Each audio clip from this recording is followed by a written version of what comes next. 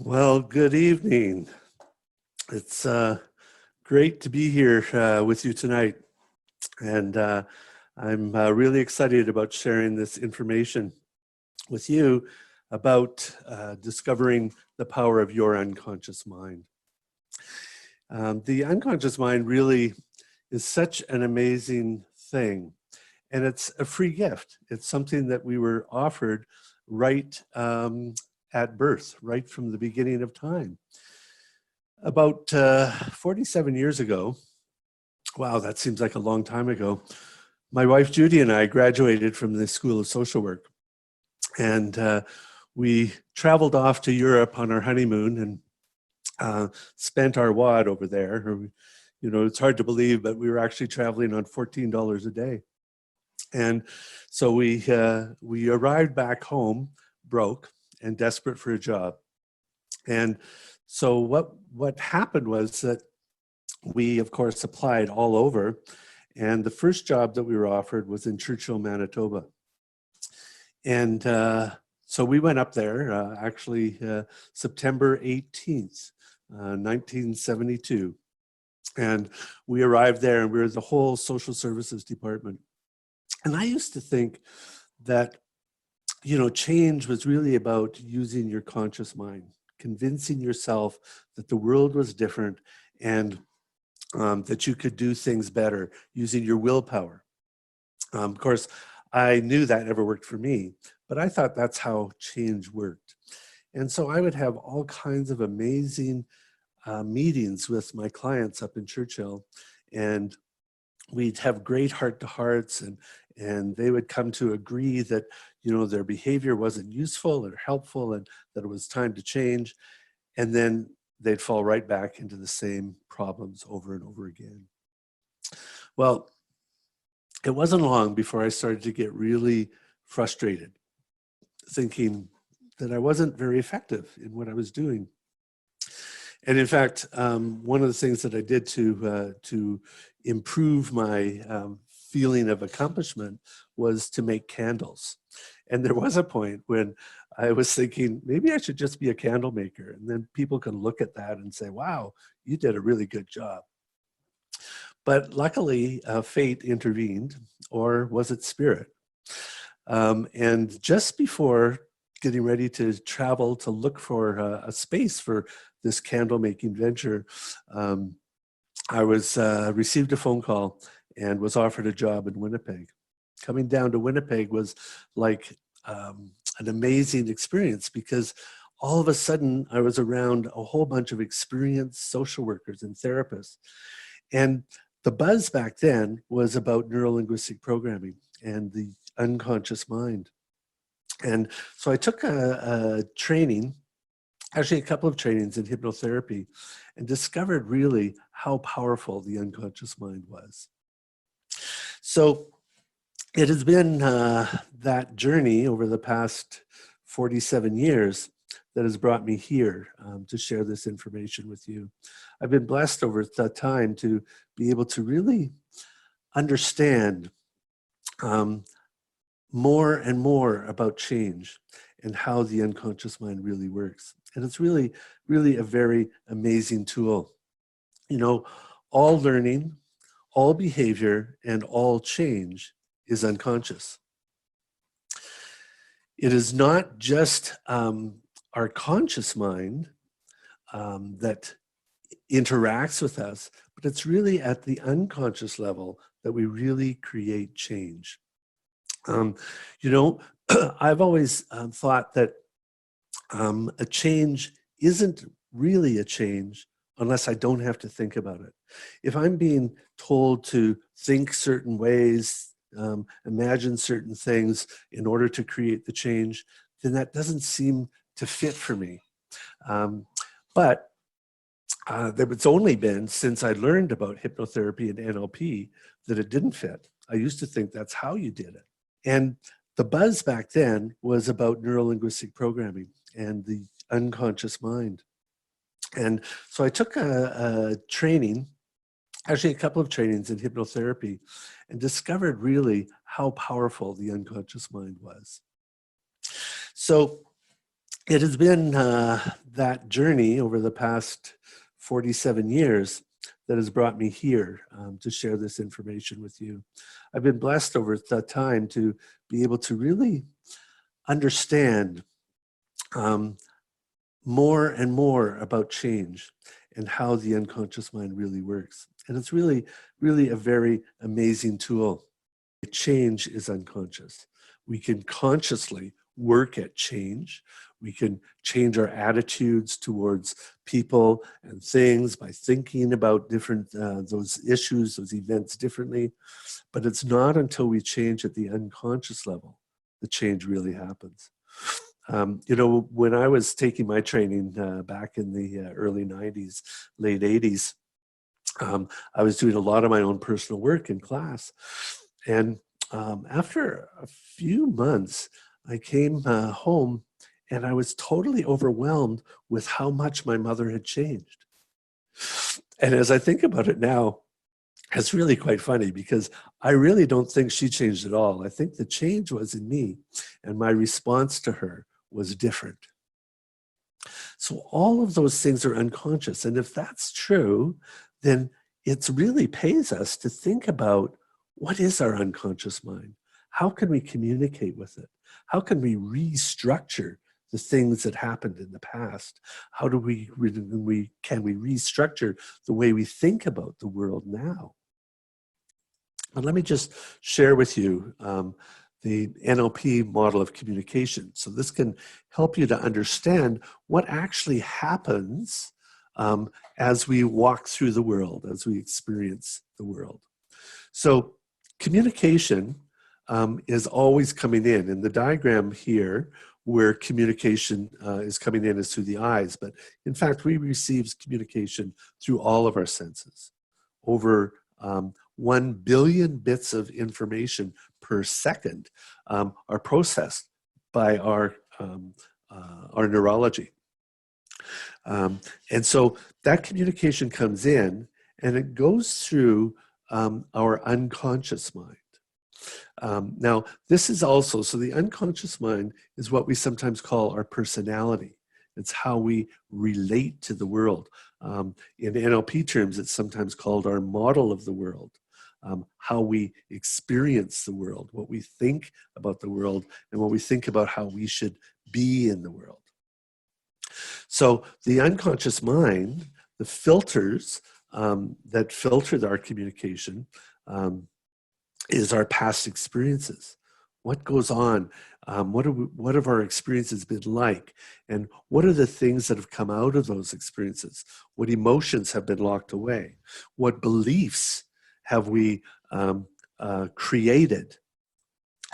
What are our values that in our world? Values is how we determine how to spend our energy. All right. So our beliefs, our values. So the values are how we spend our energy. What's important to us? What's more important, we spend more energy on. What's less important, we spend less energy on. Also, our meta models are, which is our deep structure. It's how we process the world, and our meta programs. Those are definitions around from NLP. So information enters, and that our unconscious mind distorts, deletes, and generalizes the information. It distorts, deletes, and generalizes the information. And so, in fact, it is the unconscious mind that allows us to interact with the world in the way that we think it is, rather than necessarily the way it is. So, for example, it distorts things by someone could say, I really like that pair of shoes. And you might say, I wonder what they want. So that you're distorting that, their intention. We might delete it. So we come home and say, well, nobody really likes us, which is also a generalization. Or I can never do anything right. And we might be deleting all of those things all of those times that we've been told that we've done well. Or, you're in conversation with somebody and you remind them about a conversation in the past and they say, well, I never said that, or you never said that. So there's those deletions. So the unconscious mind filters those things, and as a result, we have a thought. In NLP terms, that's called an internal representation. We have an emotional response, that's called state in NLP terms, and we have a physiological response. So our thoughts are pictures, words, feelings, sensations that are going on inside of us. The emotions, the physiology is the tension or relaxation that's happening in the body. Now, these three things are interconnected and they lead to our behavior. So changing any one of those changes all of the others. And so it is through the self-help processes that we work with changing physiology, changing emotions, or changing our thoughts. So we do affirmations, we go and do exercises, we go socialize with somebody, or we go to a movie and we watch a comedy or something like that to shift.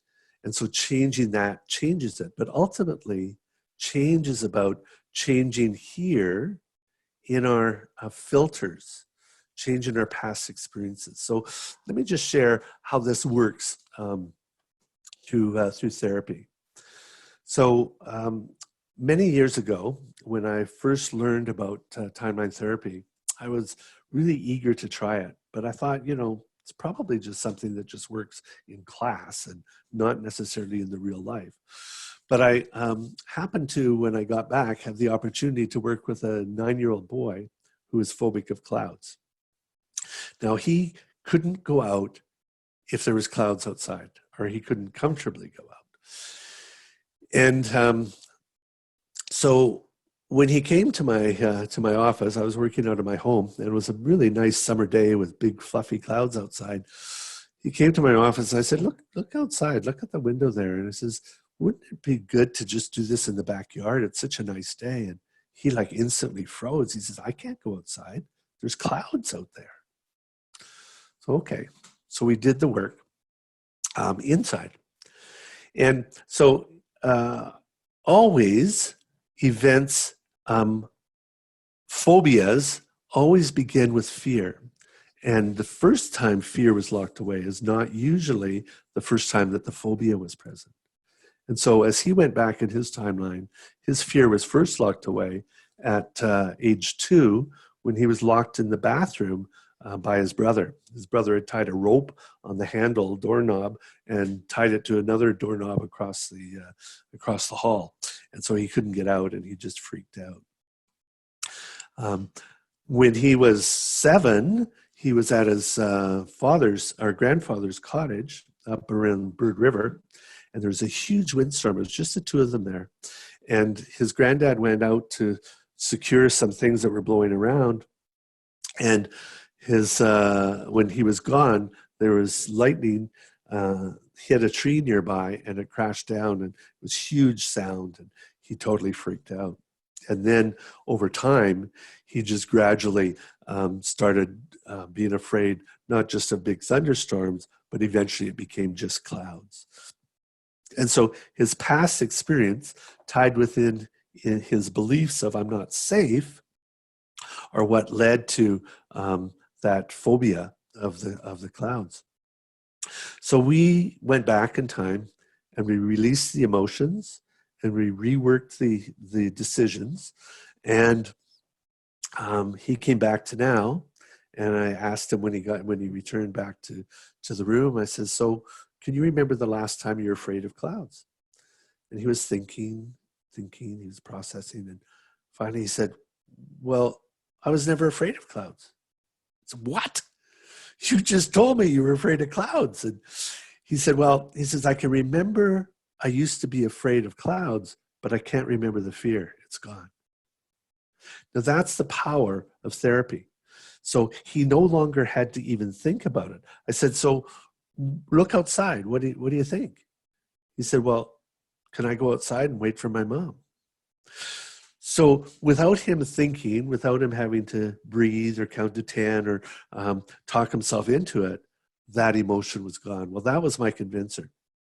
And from then on, I've been a convert to timeline therapy, and now have worked with probably thousands of people, and it's always been a powerful, healthy experience.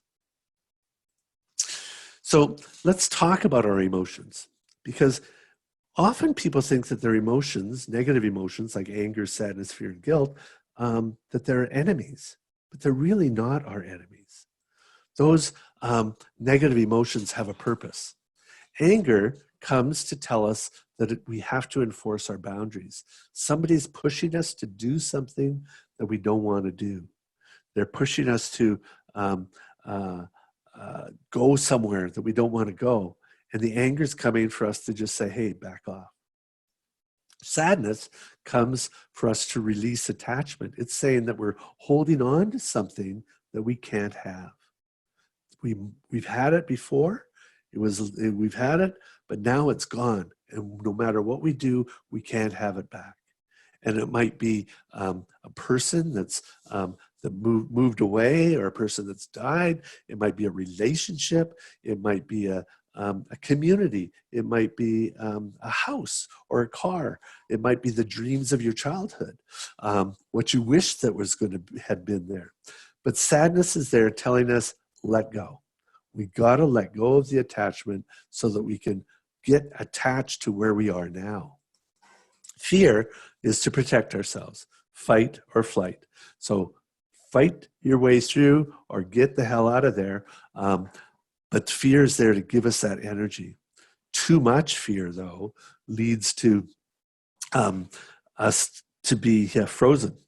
And so now science and therapy talks about our three responses to fear: fight, flight, or freeze. And freeze is totally unsafe. And guilt comes up to tell us that we have gone off our path. We've gone off our path, and it's just to nudge us back on. Often, though, we feel guilty because we might have gone off somebody else's path. We might have done something that they didn't want us to do. But really, the message of guilt is get back on your path. Smarten up, do what you need to do, and get going.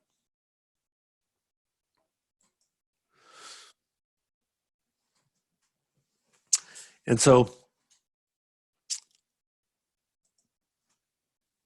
the concept of the three selves has been one that has been around for eons. And it's interesting and useful to look at all of us, because we are holistic beings. And so up to now, I've been talking mostly about the unconscious mind and about how the power and what its functions are. But I want to share also about the other aspects of ourselves. So we have a conscious mind, and the conscious mind is really important. The conscious mind is where our willpower comes, where we can just jump up and take responsibility to take action. It's the conscious mind, when the alarm rings in the morning, that gets us up. We go, okay, I got to get up. The unconscious mind probably just wants to stay in bed, but the conscious mind moves us. It takes action. We do our planning with our conscious mind. We think about, what do we want? What are our goals? Where are we heading? And that is a very powerful and important process, because it's able to think and plan and process. And so our conscious mind helps us to focus. It helps us, its primary purpose is actually to focus. The unconscious mind is the part of us that I've been talking about. It's where our emotions reside. All of our beliefs, our values, all reside in the unconscious mind. It's those filters of the in that NLP model of communication. And so it is sometimes full of lies and false beliefs. Those lies that we've accepted about ourselves and about the world, those false beliefs that have held us back and limited us in some way from being who we really are in the world. And then we also have our higher conscious mind. Our higher conscious mind is our higher self, or our essence. It is where pure love and peace flows. The higher conscious mind's primary tool is mana, or energy. It sends us energy. And its primary purpose is for us to achieve our life's purpose, our mission here on the planet. And when we're on task, the higher conscious mind sends all the energy we need to move that through, to make it happen. Now, in the Western world, we tend to think that everything's conscious. We just use our conscious, use our willpower, and all will be good. And so even spiritual practices, we try to focus our conscious mind. We want to get conscious. But the truth is that we can't connect to our higher self through our conscious mind. We can only connect through our unconscious mind. And so the conscious mind connects down to the unconscious mind. And this is a two-way communication. Communication comes down from the unconscious mind, our conscious mind. It also comes up from the unconscious mind to the conscious mind. So there's that flow of information and energy. And the unconscious mind is the connection to the higher self, or to the higher conscious mind. And that's also a two-way connection. It goes in both directions. And so what happens, though, is when our unconscious mind, right here, when that unconscious mind is full of junk, full of limiting beliefs and negativity and all of this kind of processing stuff, it gets murky. It's kind of like a swamp. It gets full of all of this junk.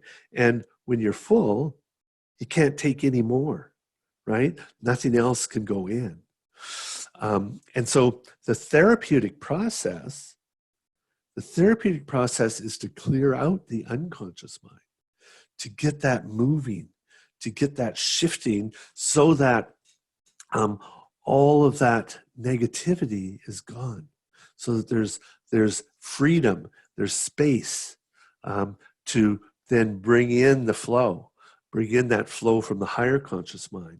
And up into the conscious mind. So this three selves model is similar to the NLP model, which is so that the unconscious mind are the filters.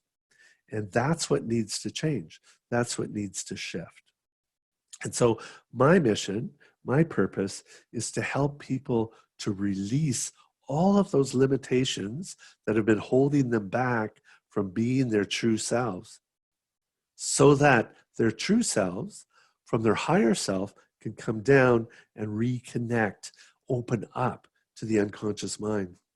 Last night, Judy and I and a couple of friends went off to see It's a Beautiful Day in the Neighborhood, the movie about Fred Rogers. Just a marvelous, marvelous movie, and I'd highly recommend it to you. And the gift that Mr. Rogers had is that he saw the beauty in everyone. And he gave them so much attention, so much care and understanding that you couldn't help but feel that own beauty inside yourself. And that's what I see as our gift in the world. The gift of humanity is to help each other see that beauty. Because, through life, we keep getting, through our childhood and past experiences, we keep getting somehow the message that we're not perfect just as we are. And the gift of Fred Rogers was to say, you're perfect just the way you are. And it doesn't mean you always make the right decision. It doesn't mean you always do the right thing, but you are perfect. And you can always recover, make new choices, and move on. And if I was to give you a second gift tonight, that would be for you to be able to really recognize the beauty of who you are so that you can be you in the world, not some model of you that you've been programmed to be or to think you are, or to do, but just to be you. I would like to invite you to join myself, my daughter Tammy, and various other trainers from time to time on a journey to healing, a journey for you and a journey for any clients that you choose to work with. The overall goal of our training is to build confidence and capacity in assisting clients to change. Throughout the training, you will experience the processes both as a therapist and as a client. We have over 40 years of experience using evidence-based techniques that integrate ancient wisdom to treat present-day problems. The first level of the accelerated change therapy skills training is understanding the unconscious mind.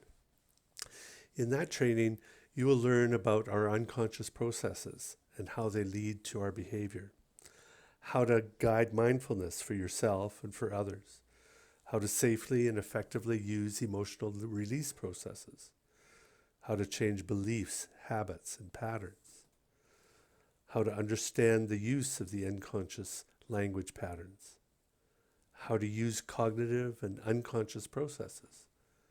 You'll learn about ethical therapeutic relationships and how to establish meaningful and achievable goals. In the second level of the training, in the master practitioner level, we will deepen your skills in the emotional release processes. You'll increase your ability to understand the obstacles in facing your clients and creating an effective treatment plan. You'll learn how to target therapy based on your client's values and beliefs, changing beliefs, habits, and patterns, how to use guided group mindfulness sessions, and understanding the use and unconscious language patterns. Both of these trainings come with a number of different certificates, both at a practitioner and at a master practitioner level. The certificates include accelerated emotional release therapy, hypnotherapy, and meets the criteria of the in-classroom work for cognitive behavior therapy certification and for the life inventory assessment certification. I hope you'll decide to join us and embark on this journey as we expand our practice into more global connections. Thanks, and thank you for listening.